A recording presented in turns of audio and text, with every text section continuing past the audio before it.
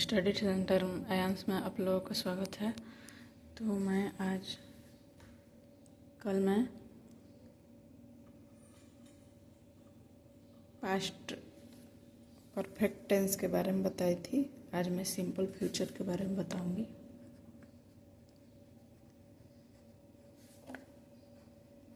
Simple future में voice कैसे बनता है? तो सिंपल फ्यूचर में वॉइस आपका एक्टिव वॉइस में क्या होता है, क्या रहेगा, तो पैसिव में बदलेगा, वो देख लेते हैं। तो एक्टिव वॉइस में आपका रहेगा subject plus shall will plus verb one plus object. अगर subject shall will plus verb one और ऑब्जेक्ट अगर एक्टिव वॉइस में रहता है तो आप लोगों को सिंपल फ्यूचर में समझेंगे उसको और पैसिव में बदलाएंगे, उसको चेंज करेंगे। तो ऑब्जेक्ट जो है सब्जेक्ट में बदल जाएगा। उसके बाद शैल विल, उसके बाद लगेगा बी, उसके बाद वर्ब का थर्ड फॉर्म, उसके बाद बाई, उसके बाद सब्जेक्ट जो है ऑब्जेक्ट में बदल जाएगा। अगर रहे तो ऑब्जेक्ट पैसिव में बदल तो ऑब्जेक्ट सब्जेक्ट मतलब शैल विल, उसके बाद बी, उसके बाद वर्ब का थर्ड फॉर्म, उसके बाद बाई, उसके बाद सब्जेक्ट जो है ऑब्जेक्ट में बदल जाएगा। तो शैल किस में लगेगा और विल किस में लगेगा? तो आई और वी जो है उसमें शैल लगेगा और you, they, he, she, it और नाम जितना है उस सब में आप लोगों का क्या लगेगा? विल। आई वी में shall, you, they, he, she, it, name में विल लगेगा। एक एग्जाम्पल देख लेते हैं। Sita will do it. तो ये हो गया आप लोग का सब्जेक्ट, शैल विल है, उसके बाद ये वर्ब वन और ये हो गया ऑब्जेक्ट। तो हम लोग का क्या था कि सब्जेक्ट शैल विल और वर्ब वन ऑब्जेक्ट रहेगा, तो ऑब्जेक्ट जो है सब्जेक्ट में बदल जाएगा। तो ये ऑब्जेक्ट जो है सब्जेक्ट में बदल रहा है, तो यहाँ लिखेंगे ईट, उसके बाद शैल विल लगेगा तो इसमें लगाएंगे विल। उसके अब बाद आप लोग का बी लगेगा तो लगाएंगे बी, उसके बाद वर्ब का थर्ड फॉर्म लगेगा तो इसमें लगाएंगे डन। उसके बाद लगेगा बाई, तो बाई और Sita. It will be done by Sita. एक और देख लेते हैं।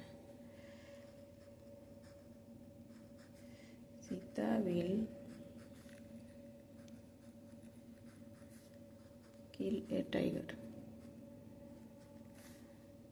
तो बनेगा a tiger will be killed by Sita. इसके बाद सी विल अगर किल ए लायन है तो पैसिव में कैसे? ये एक्टिव में पैसिव, एक्टिव पैसिव, ये है एक्टिव, पैसिव बदल लेंगे तो बनेगा a lion will be killed by she, जो है वो हर बदल जाएगा। एक और देखते हैं हम लोगों ने क्या क्या सीखा।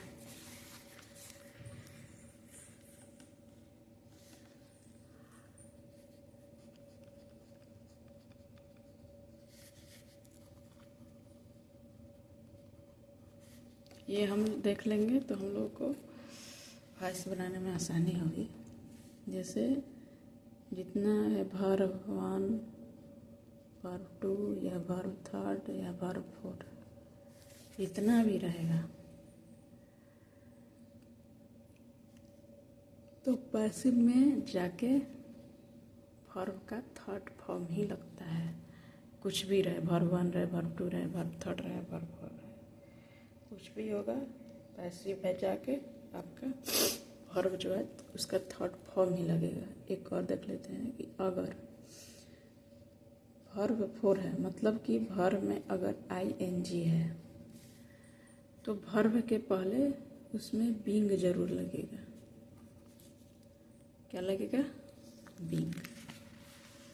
आप लोगों को आसानी होगा बनाने में, बता देते हैं। तो अगर शैल विल है तो उसमें क्या लगेगा? उसके साथ बी लगेगा पैसिव में जाकर। अगर हैज है, हैड है या हैव है, अगर एक्टिव वॉइस में ये सब है तो उसके साथ क्या लगेगा?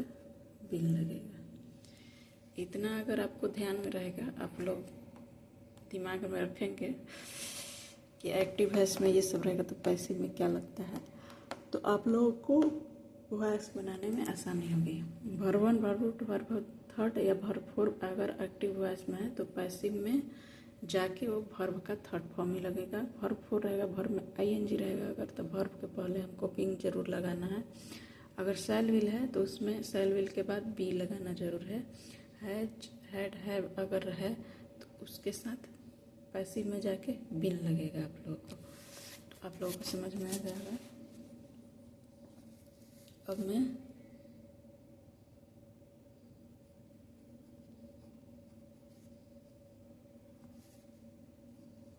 फ्यूचर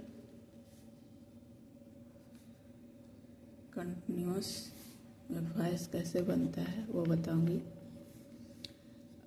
एक्टिव में देख लेते हैं कि एक्टिव वॉइस में आप लोग का पहचान क्या रहेगा, तो पैसिव में क्या चेंज होगा। तो अगर सब्जेक्ट है, शैल है, विल है, बी है, वर्ब का फोर्थ फॉर्म है, प्लस ऑब्जेक्ट है। अगर subject, shall, will, be, verb का फोर्थ फॉर्म और ऑब्जेक्ट अगर है तो उसको फ्यूचर कंटिन्यूअस में समझा जाता है।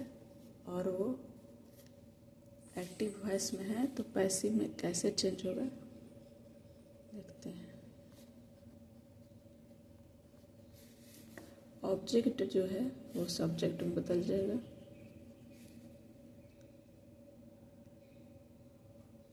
उसके बाद शैल, विल, उसके बाद बी लगेगा ही।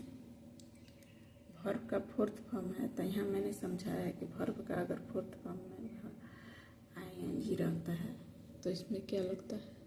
बींग। तो हम लोग बींग लगाएंगे। उसके बाद वर्ब का और बनता थे हम कि वर्ब 1 या वर्ब 2 या वर्ब 3 या वर्ब 4 है तो पैसिव में जाके वर्ब 3 ही हो जाता है, तो वर्ब 3 हो जाएगा। उसके बाद बाई, उसके सब्जेक्ट जो है वो ऑब्जेक्ट में बदल जाएगा।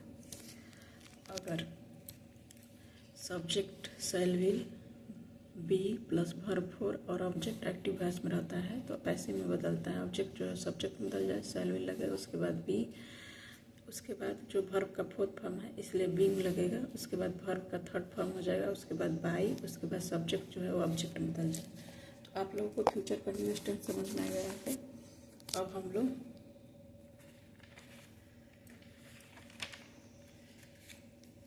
एग्जाम्पल देख लेते हैं।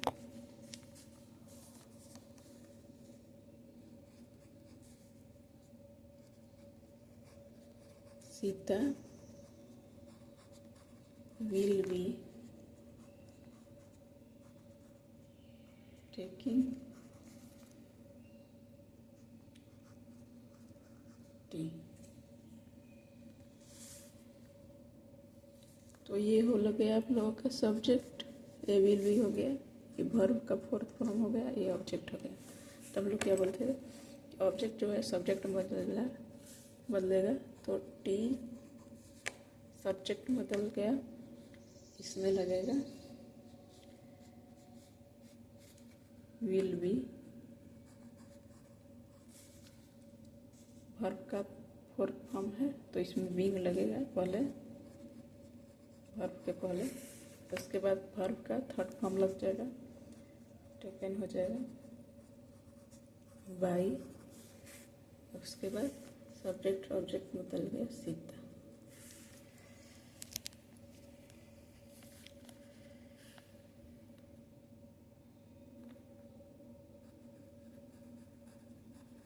Radha will be learning English. तो बनेगा English will be, fourth form है तो बीइंग लगेगा, बीइंग, उसके बाद फोर्थ फॉर्म जो है थर्ड फॉर्म बदल जाएगा लर्नड, उसके बाद बाय, सब्जेक्ट जो ऑब्जेक्ट बदल जाएगा Radha.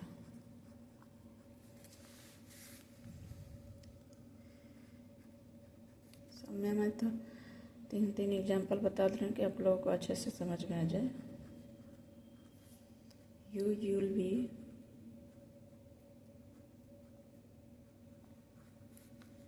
writing a book.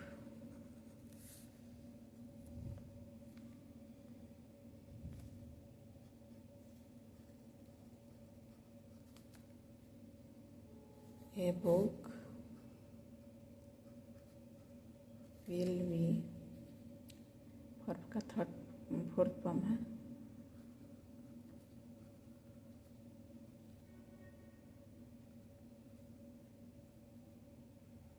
Sorry, verb का फोर्थ फॉर्म है तो हमको बीइंग लगाना है, यहाँ पे लगा देते हैं, यहाँ पे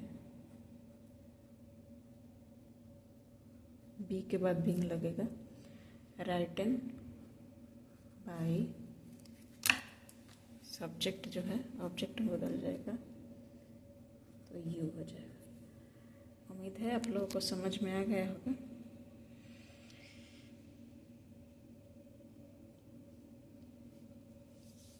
आप लोग ये समझ के अपने ग्रामर के बुक से ज़रूर रिवीजन करिएगा ताकि आपको अच्छे से समझ में आ जाए बना के।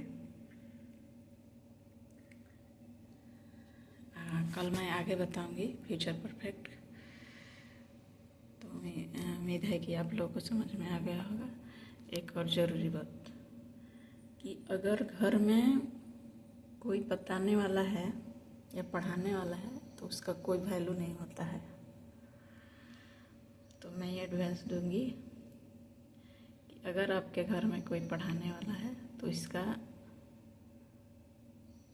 उसका मर्यादा रखिए, उसका वैल्यू कीजिए, उससे पूछिए। अगर वो आपसे बड़ा हो या छोटा हो, बड़ा या छोटा से नहीं होता है। हमको जहाँ से